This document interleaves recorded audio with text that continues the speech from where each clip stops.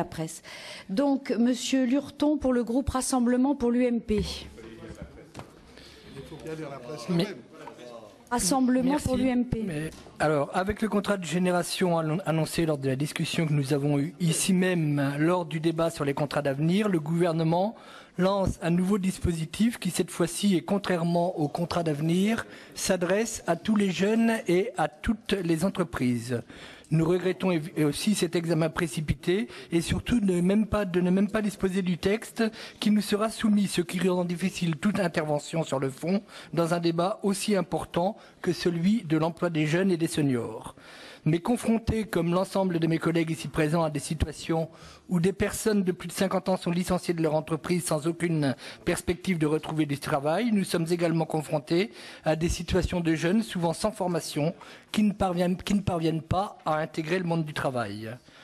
Notre groupe ne peut donc que prêter une attention particulière à cette relation que vous voulez créer entre le senior et le jeune, entre celui qui bénéficie des acquis d'une expérience professionnelle et celui qui n'en a pas, entre celui qui mérite que sa vie professionnelle soit valorisée et celui qui ne demande qu'à apprendre.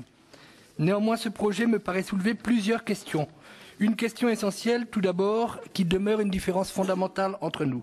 C'est la prise en compte de la capacité de nos entreprises à créer des emplois dans un contexte économique très tendu. Je participais ce matin à une réunion autour de chefs d'entreprise qui me demandaient que les décideurs politiques acceptent de comprendre que la création d'un emploi était liée à une corrélation entre un besoin de travail pour l'entrepreneur, une personne disposant des compétences pour occuper cet emploi et la capacité économique de l'entreprise à créer cet emploi.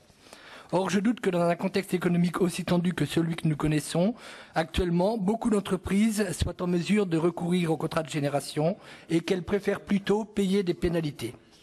À ce sujet, au sujet des pénalités, je dois d'ailleurs dire qu'à une politique de répression contre les entreprises par le biais de ces pénalités, je préférerais une politique de confiance en leur capacité de développer et de créer les emplois dont notre économie a besoin.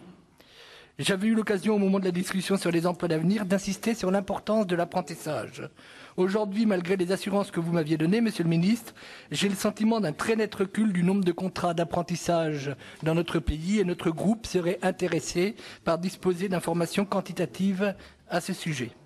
Enfin, ma dernière question, comme mon collègue du groupe UMP, est liée au financement du contrat de génération. Vous nous avez dit 200 millions d'euros en 2013, 600 millions en 2014, entre 800 millions et 1 milliard à compter de 2015.